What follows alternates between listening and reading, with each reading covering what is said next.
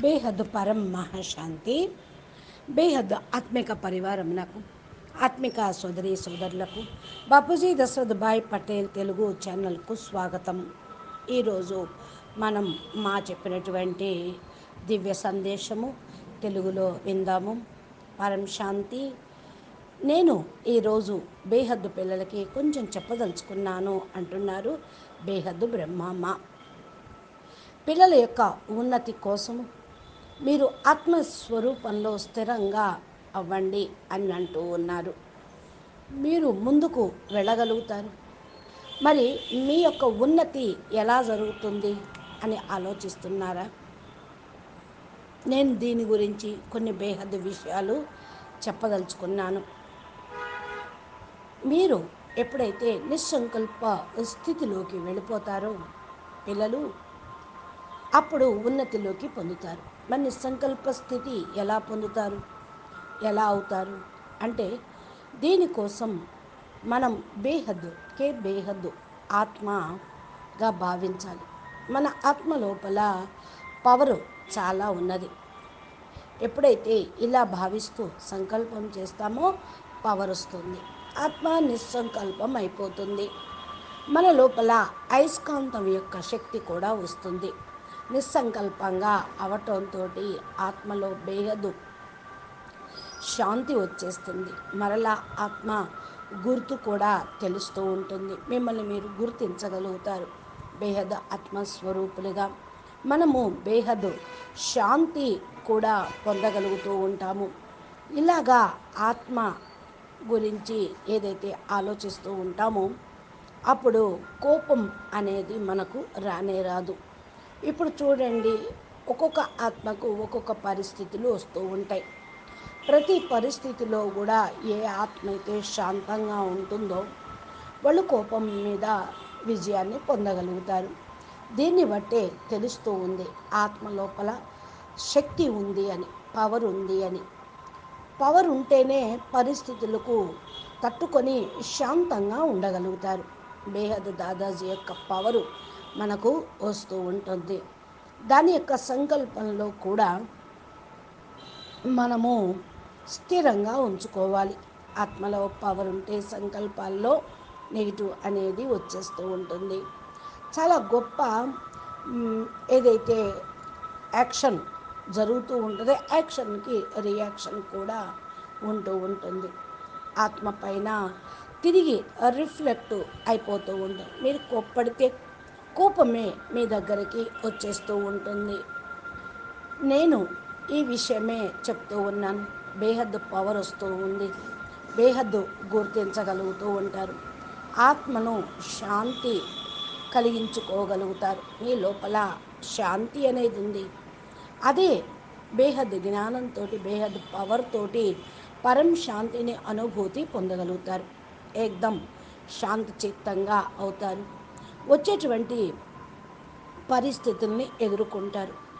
పరీక్షలు ఎలా వస్తాయి అంటే పరిస్థితులను బట్టి, వ్యక్తులను బట్టి పరీక్షలు వస్తుంటేనే కదా మన లోపల ఎంత శక్తి ఉందని తెలిసేది. మాకు అసలు కోపమే రాదు అని అంటారు. కానీ ఎవరైనా రెండు మాటలు అనటంతో వెంటనే కోపం వచ్చేస్తూ ఉంటుంది. మన యొక్క గుర్తింపు ఇదే. మన లోపల పవరు జ్ఞానం ఉన్నదానికి గుర్తింపే మన వ్యవహారం. ఆ సమయంలో మన లోపల ఎంత ఓర్పు, సహనము, శాంతి అనేది ఉంటే మనం కోప్పడము. ఆత్మ హద్దులో విషయాల్లోనే ఉంటే మరి పడిపోతూ ఉంటారు పరిస్థితులకి. బేహద్ స్టేజ్లో ఉన్నాం మనము అనేటువంటి ఆత్మ స్వయంగా ఎప్పుడైతే తెలుసుకుంటుందో అప్పుడు స్థిరంగా ఉండగలుగుతుంది. వాణిలో కూడా చెప్పారు కదా, మిమ్మల్ని మీరు జడ్జి చేసుకోండి, మీకు మీరే జడ్జిగా కండి అని.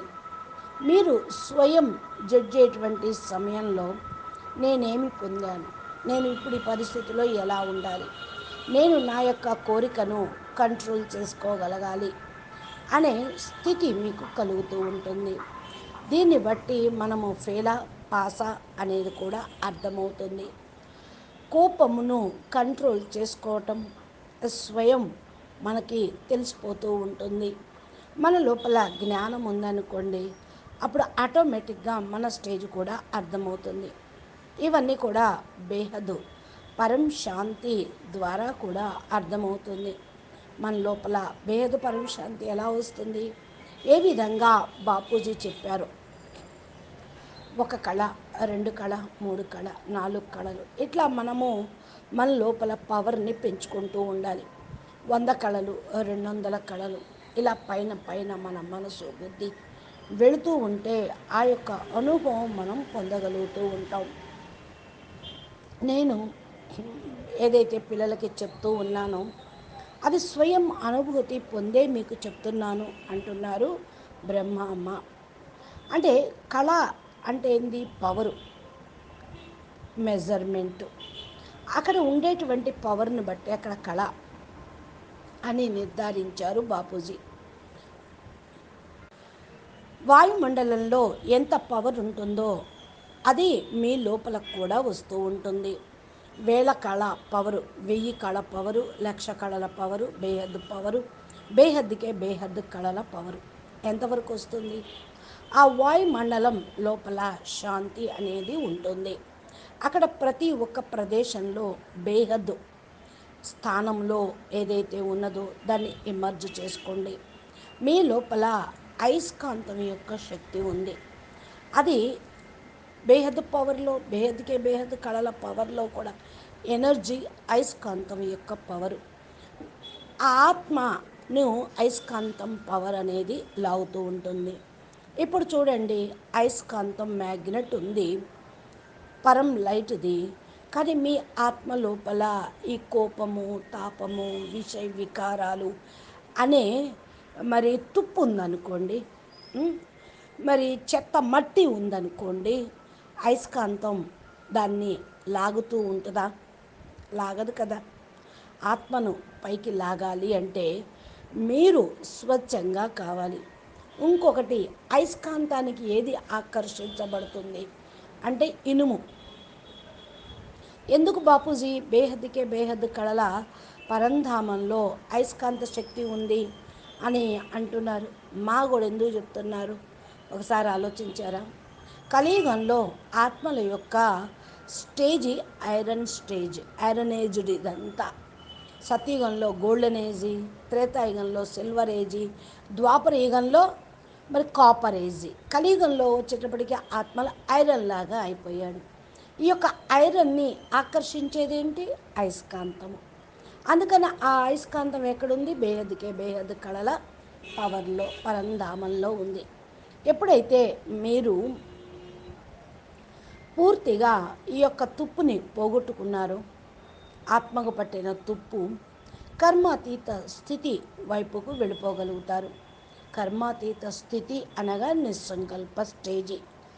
నిస్సంకల్ప స్టేజీ బేహద్దుకే బేహద్దు కళల పవర్ తోటే మీకు వస్తుంది. అయితే ఎంతవరకు అయితే నిస్సంకల్ప స్టేజీ రాదో అంతవరకు ఉన్నతి అనేది మీరు పొందలేరు. ఆత్మస్వరూపం యొక్క అనుభూతి పొందను లేరు.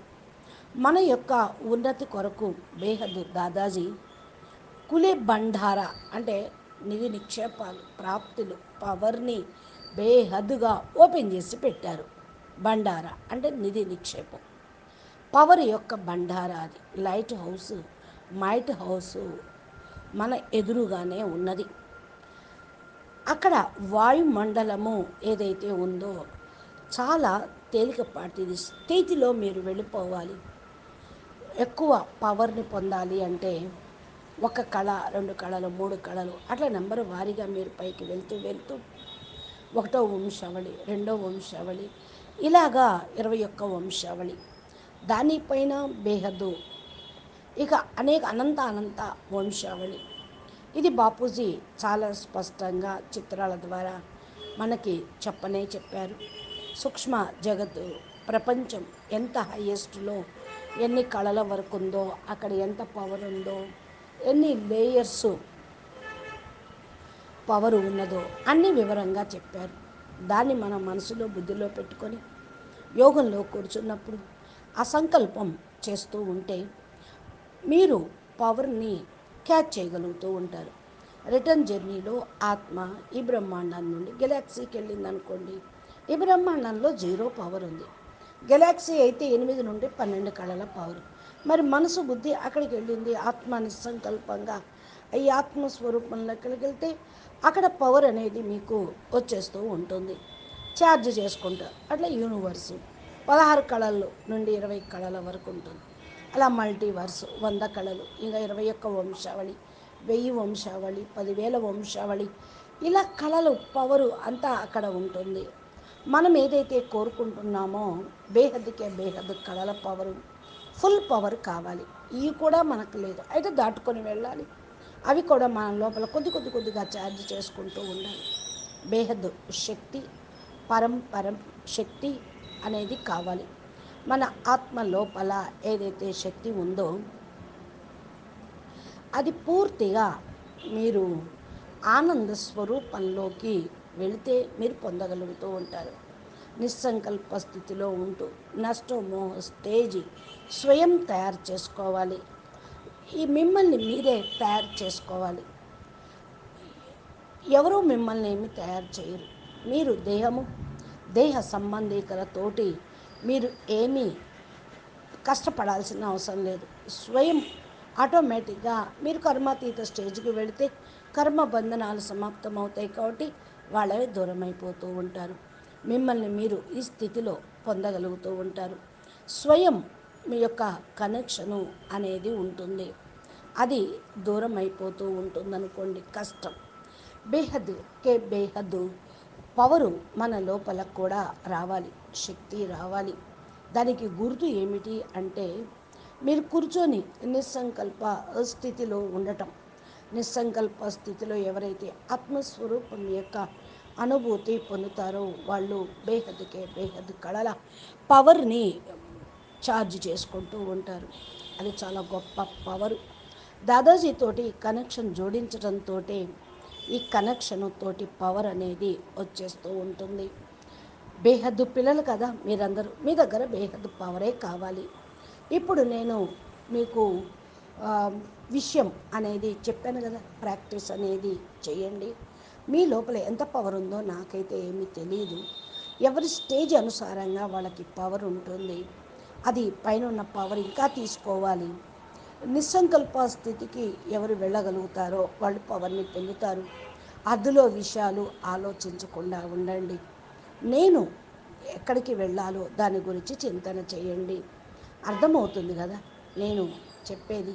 నేను అర్థం చేయించడానికి ఇవన్నీ చెప్తూ ఉన్నాను. నేను అనుభూతి పొందాను. నిస్సంకల్ప స్థితి అవ్వటంతో మనం కర్మాతీత స్థితి వైపుకు వెళుతూ ఉంటాం. కర్మ భోగం కూడా సమాప్తం అవుతూ ఉంటుంది. మన లోపల ఏదైతే కర్మ భోగం ఉన్నదో ఆ యొక్క శక్తి బాపూజీ తొలగించుకోవటానికి ఇస్తూ ఉంటారు. పరం శక్తులు బేహద్దు దాదాజీవి, బేహద్దు బాపూజీ దగ్గర ఉన్నవి. అవి మనకు వస్తే ఆటోమేటిక్గా కర్మ బంధనాలను భస్మం చేసుకోగలుగుతాం. అన్నీ కూడా సమాప్తం అవుతాయి, డైల్యూట్ అయిపోతాయి. మనం ముందుకు వెళ్ళిపోతూ ఉంటాం. మనకు అన్నీ అర్థమైపోయింది కదా. నేను బేహద్దు పిల్లలకి చెప్తూ ఉన్నాను. రియలైజ్ అవుతూ ఉండండి మీరు. నేను కూడా దీన్ని రియలైజేషన్ చేసుకున్నాను. మీరు ప్రతి చోటలో కూడా పైకి వెళ్ళే కొద్దీ మీకు పవర్ అనేది వస్తూనే ఉంటుంది, ఛార్జ్ అవుతుంది. ఫస్ట్ వంశావళి, రెండవ వంశావళి, ఇలా మీరు 1 బై 1 మెట్టెక్కాలి. మెట్టెక్కడం అంటే వృద్ధి కళలోకి పైకి ఊర్ధ్వముఖంలోకి వెళ్ళాలి. అలా ఎక్కగా అక్కడ ఉండే వాయుమండలంలో ఉండే పవరు మీకు చాలా వచ్చేస్తూ ఉంటుంది. ఎక్కడైతే పవర్ ఎక్కువగా ఉంటుందో అది పూర్తిగా నింపుకుంటూ ఉండండి. ఇప్పుడు అంతిమంలో బేహద్దుకే బేహద్దు శక్తి మనకు కావాలి. అది ఉన్న స్థానానికి మనం వెళ్ళాలి. మనము హయ్యెస్ట్ స్టేజ్ వరకు వెళ్ళాలి అనే లక్ష్యం పెట్టుకోవాలి. బేహద్ దాదాజీతోటి కనెక్షన్ జోడించాలి, పవర్ తీసుకోవాలి. ఆ వాతావరణంలోకి వెళితే మన బుద్ధి అనేది నడుస్తూ ఉంటుంది. ఒకవేళ మనము ఆటోమేటిక్గా ఈ అలవాటు చేసుకుంటూ ఉంటే నిస్సంకల్ప స్థితికి వెళ్ళిపోయేటువంటి అలవాటు ఉంటే మన ఎదురుగా మరి ఏ ఆత్మ వచ్చినా కూడా వాళ్ళు కూడా నిస్సంకల్పంగా అయిపోతారు. వాళ్ళు ఏదో అడగాలని, ఏదో ప్రశ్నించాలని వస్తారు. మీరు నిస్సంకల్ప స్థితికి వెళ్ళినప్పుడు వాళ్ళు కూడా నిస్సంకల్ప స్టేజ్లోకి వెళ్ళిపోతారు. మిమ్మల్ని మీరు ప్రశ్నించుకోండి, మిమ్మల్ని మీరు చూసుకుంటూ ఉండండి, మర్చిపోవద్దు, నిస్సంకల్పంగా అయిపోండి. ఈ యొక్క స్టేజ్లో మీకు పవర్ అనేది పొందటం అనేది తథ్యం. ఇప్పుడు ఒక స్టేజ్ తోటి ఒక్కరితోటి కనెక్షన్ జోడించండి. ఏక్ బాప్ దుజానా కోయి అని నా యొక్క బుద్ధిలో ఈ యొక్క విషయం ఈరోజు వచ్చింది, నేను మీకు చెప్పాను పిల్లలకు అర్థం చేయించాలని సంకల్పంతో. కాబట్టి మీకు అయితే అనుభవం అవుతుందో అది కూడా మరలా పెంచుకుంటూ ఉండండి. అనుభవంతో నేను చెప్తూ ఉన్నాను అంటున్నారు మా ఈ యొక్క స్టేజీ చూస్తూ కూడా చూడనటువంటి స్టేజీ, వింటూ కూడా వినటువంటి స్టేజీ, మాట్లాడుతూ కూడా అతీతంగా ఉండి మాట్లాడే స్టేజ్ ఉంటే మీరు ఏమీ చూడలేరు, ఏమీ మాట్లాడలేరు. ఆ స్టేజ్లో వెళ్తూ ఉంటే తప్పకుండా మీ సాధనలో నిస్సంకల్పం అనేది అయిపోతూ ఉంటారు. అచ్చా, పరం శాంతి, నమస్తే, ధన్యవాదాలు. బేహద్కే బేహద్ పరం పరం పరం महाशांति है, महाशांति है, महाशांति है. బాపూజీ దశరథ్ భాయ్ పటేల్ తెలుగు ఛానల్లో మా చెప్పేటువంటి దివ్య సందేశాలు మనము వినిపిస్తూ వీడియోలను తయారు చేసి అప్లోడ్ చేస్తున్నాం. మీరు ఈ యొక్క వీడియోని చాలా జాగ్రత్తగా వినండి.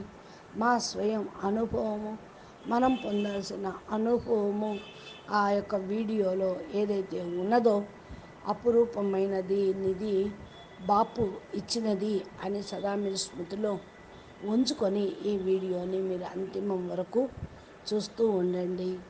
పరం మహాశాంతి. నమస్తే, ధన్యవాదాలు.